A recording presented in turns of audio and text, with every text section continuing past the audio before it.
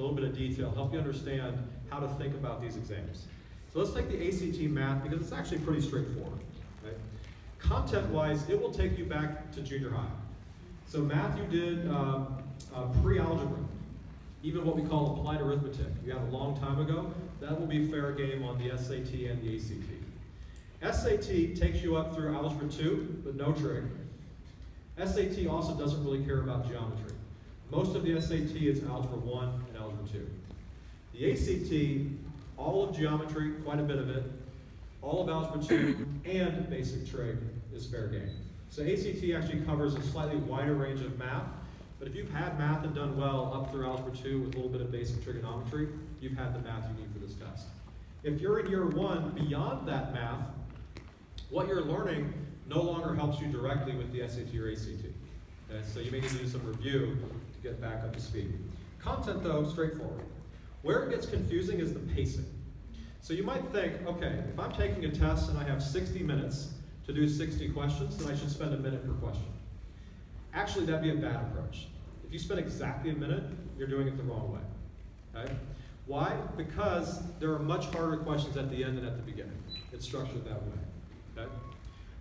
So then students think, well, if the questions start out very easy and are very hard by the end, then I probably should hurry and save lots and lots of time for the questions at the end. That too is bad. Okay? So what do? All right? Here's a heat map. This is some data showing you how students actually did in a study looking at the performance of several thousand students taking the ACT for the first time. So the key here is novice test takers, not experienced. What did they do? So you have across the top, you have the 60 questions on the map, and the colors indicate difficulty. So on the far left, you see mostly green. Those were easy questions that almost everyone got right. On the far right, you see red. Hard questions almost everyone got wrong. And generally, you see a progression from green to then a lot of yellow, to a lot of orange, to a lot of red, which is what you'd expect on a test with questions getting harder and harder. Here's the problem though. That progression is not as consistent as it should be because these students are novice test takers. They don't yet know really entirely what they're doing. Okay? Here's some data I think is important to understand when you're thinking about your own practice tests and what they mean. Okay? So first, think about a test with 5 answer choices with no penalty for a wrong answer. If I gave you an answer sheet but didn't let you read the test, just forced you to guess, and you guessed every time out of 5 answer choices, roughly what percentage of the problems would you get right? About 20%. Okay, so 20% is kind of a baseline. It's the percentage of possible points that you should get solely from guessing. Does that make sense? So a way to look at it is any effort you spend beyond guessing should help your odds above 20%. If you are taking the time to carefully read a question, think about it, draw something, try to work it out, if you're putting all that time in, but it does not improve your odds above 20%, what were you doing? Okay? That was not time well invested. So keep that in mind as we look at some actual data of how students at different score levels did on the test. So first, the students in this 30 to 36 range in the green, these would be like SAT scores like around 1350 and higher. Okay? Here's how these students did as a group on the 60 problems on the math ECT. So as a group at the beginning, they got 100% of the possible points, as they should. Okay? Then the questions got harder and harder. A couple observations. At the very end, where the questions are statistically very difficult, these students were not doing that much better than guessing. Do you see what I mean there? So even these very high-scoring math students, they're not helping themselves with a lot of time spent at the end of the test if it's costing them all these mistakes back here. And the thing is if you're a high-scoring student, let's say you're getting a 31 on the ACT, you have no business getting a question wrong in about the first 40 to 45 questions. You really shouldn't be. If you miss one of those and then go back and review it, you'll see I made a mistake I shouldn't have made. That was careless, or I miskeyed something on a calculator, wrote the wrong thing down, but you knew how to do it. It's a mistake that should have been avoided. We have a lot of students who are capable easily of scoring kind of high 20s, but don't get the score in the mid-30s they should get because of an accumulation of these avoidable mistakes. So part of the way you improve your score is you learn how to be perfect within the range of problems where you can and should be perfect. That might sound harsh or picky, but that's partly what students do who really get the highest scores. Okay? Sometimes for students, that means you need to slow down. So this can be a hard conversation sometimes with the student early on where we're saying, you know what, I need you to spend less time on the last 5 questions. I need you to take that time and rack up the points on the easy and medium where statistically you're supposed to get them all right. And those easy questions, this is kind of interesting, they're worth the same amount of points as the hardest questions. Okay? So this is some thought that students need to keep in mind.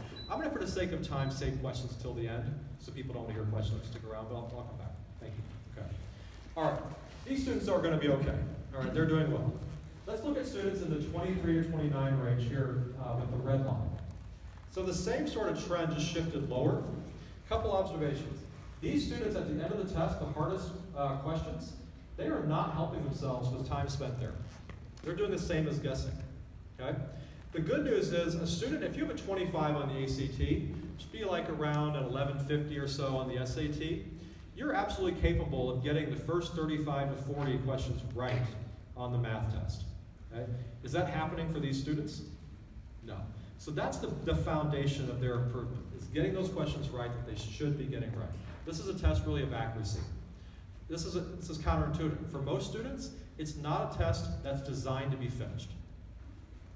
Other than guessing at the end, it's not a test where most students are well served by spending lots of time on the back third of the exam. Okay? That's a weird test. Okay? Last but not least, students in the high teens and low 20s. For these students, the final third of the test it's a washout. Time spent there is not helping them. Okay? And it's actually hurting them. It's not just not helping, it is hurting.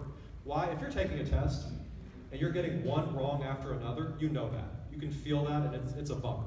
Okay? So it's demoralizing. Then you got to go on and keep taking the test. All right? The good news is a student with around a 20, the first 30 or so problems on the test should be doable. By design, they're supposed to be. Okay?